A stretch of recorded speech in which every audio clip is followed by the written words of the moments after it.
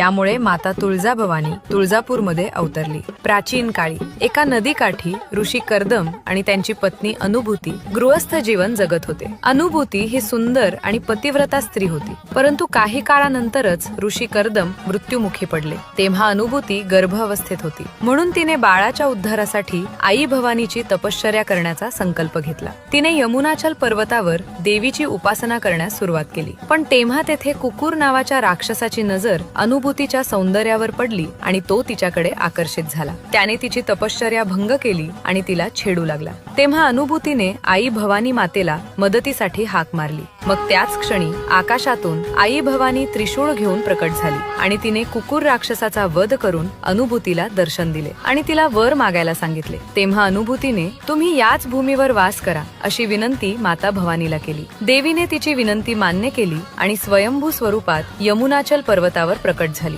आई भवानी तिच्या भक्तासाठी तुरंत प्रकट झाली, म्हणून ती तुळजा भवानी म्हणून ओळखू जाऊ लागली। आजही तुळजापूर जे 3.5 शक्तिपीठांपैकी संपूर्ण एक पीठ आहे।